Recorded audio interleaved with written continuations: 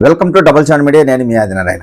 గతంలో వైఎస్ఆర్ కాంగ్రెస్ పార్టీ అధికారంలో ఉన్నప్పుడు అప్పటి ముఖ్యమంత్రి వైఎస్ జగన్మోహన్ రెడ్డి గారు తనను నమ్ముకోనున్న నాయకులను కాదని, తన సామాజిక వర్గానికి కాదని బీసీ కులాలను సమీకరించి కులాల పరంగా రాజ్యసభ సీట్లు ఇవ్వడం జరిగింది. అదే కాదు, చాలా కార్పొరేషన్ పదవులు కావచ్చు, మంత్రి పదవులు కావచ్చు, ఇలా రాష్ట్రంలో ఏ పదవులున్నా కులాలకు అనుకూలంగా సమీకరించి కులాల పరంగా అంటే అందరికీ న్యాయం చేయాలనే ఉద్దేశంతోనో లేదా కులాలందరినీ సమానంగా చూడాలనే ఉద్దేశంతోనో మొత్తానికి ఆయన అయితే కులాల పరంగా పదవులు ఇవ్వడం జరిగింది. వైసీపీ అధికారంలో ఉన్నప్పుడు రాజ్యసభకు 3 నాయకులను పంపించారు.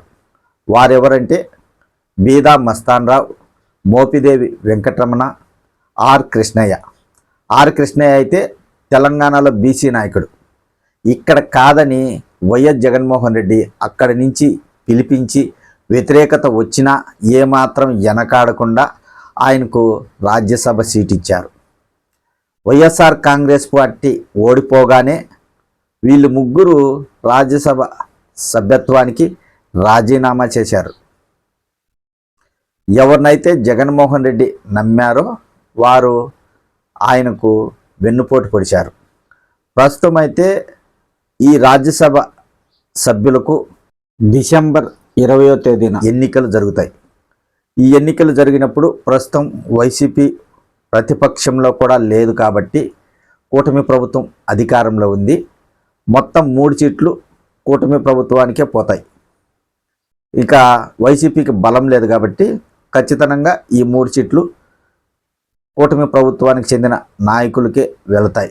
ఇందులో సీట్లు ఎవరికి వస్తాయి అనేది ఇప్పుడు ఒక ప్రచారం జరుగుతుంది.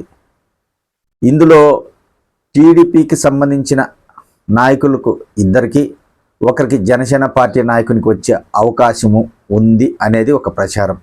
ఇందులో పెట్టుకుంటే ఎప్పుడో సీనియర్ నాయకుడిగా ఎప్పుడాయించో రాజ్యసభ ఆశిస్తున్న ఎస్సీ కులానికి చెందిన వర్ల రామయ్య పేరు అయితే ఇంతవరకు రాలేదు. ఆయన పేరు వస్తుందేమో చూడాలి.